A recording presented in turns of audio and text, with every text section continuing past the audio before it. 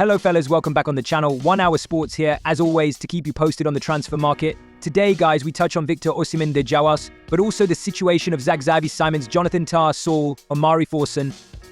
Let's jump into it together. And so fellas, let me start with some bit of news around Europe.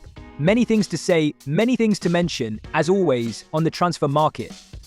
Omari Forson. Yesterday, Manchester United communicated with an official statement that the talented young striker received a new contract proposal. What we can tell you is that, according to our information, it's over between Manchester United and Omari Forson. He's leaving the club as a free agent, and he's going to join a new club, so he's not staying at Manchester United. This is the information. The club informed that they offered a new deal, but the plan is very clear for Omari Forson to try a new opportunity, who could also leave his club. In this case, we go to Spain. It's Saul, former Chelsea midfielder, now at Atletico Madrid. An important player for Atleti last season in the rotation, but now what we can say is that the plan for Saul and Atletico together is to part ways in the summer, so they will look at solutions. There has always been a lot of interest from Saudi in Saul Niguez. Let's see if there will be some new movement around Europe, but the expectation is for Saul to leave Atletico Madrid in the summer transfer window. So keep an eye on him, because he could be one of the surprising names to follow. No surprises are expected on the two Joaos. Joao Félix and Joao Cancelo was the situation, guys. For sure, the appointment of Hansi Flick for Barcelona in this sense has been really important, because Barcelona's president, Joan Laporta, has always been a big fan of Joao Félix and also Joao Cancelo. But also the director, Deco, who is a big fan of Joao Félix and Joao Cancelo. They always wanted the two players to continue at the club beyond this season, so also for next season. Already last summer, when they signed the players, they already promised them that the intention was to keep them for a long term, not just one season. Then what happens? With Hansi Flick arriving, they have the green light from the manager. So now Barcelona have already called the agent of the player, Jorge Mendes, who is agent of Cancelo and Félix, and informed him that the intention is very clear to continue with Félix and Cancelo.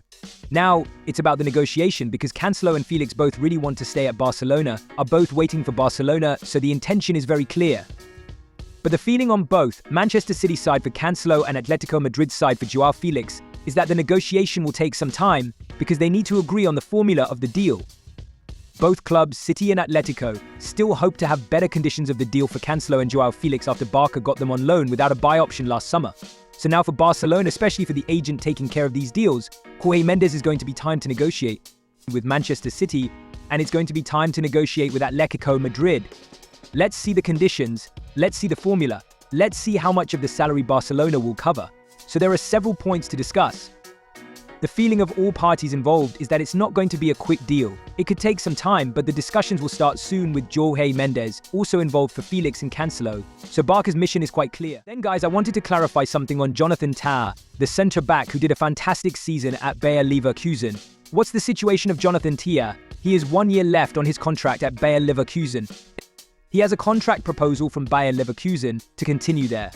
But what we can say is that we have many rumors on Chelsea, many rumors on Bayern. The information we can share is that Bayern are clear favourites in this race. More than Chelsea, way more also than other English clubs interested in Jonathan Tah, because Bayern really want to go and sign Jonathan Tah. They consider him as one of the priority targets. Physical player, knows the league, speaks German obviously. His German can be a big opportunity on the market with 1 year left on his contract. And so Bayern really want to make something serious for Jonathan Tah in the next weeks. Let's see what's going to happen. But for sure, Bayern are favourites over Chelsea for Jonathan Tah as priority target. So this is going to be one of the cases to watch in the summer transfer window in the next weeks. But Bayern will go really strong, so now it's going to be up to the player.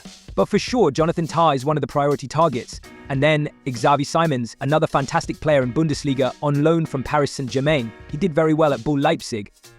We had many rumors on his future. I always told you Paris Saint-Germain could lose the player on loan, could allow the player to go on loan, not lose, but let him go on loan. But they have no intention to sell the player this summer. So what's the point? Now, the situation remains clear. Xavi Simons is expected to leave Paris Saint-Germain this summer. The feeling is still the same, but still expected to leave on loan, not on a permanent transfer. This is very clear on Xavi Simons. Then, we know that there is interest from Red Bull Leipzig. They want to keep the player. They will try until the end to push for this one, to keep Xavi Simons at the club. So, let's see what's going to happen there.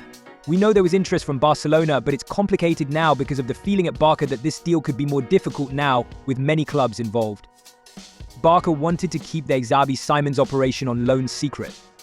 Now, there are many clubs arriving, Bull Leipzig, but especially including Bayern, because Bayern are entering really strong in the race for Xavi Simons. Why?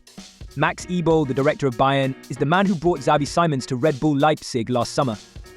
And to sign Xavi Simons last summer on loan from PSG was a very difficult mission.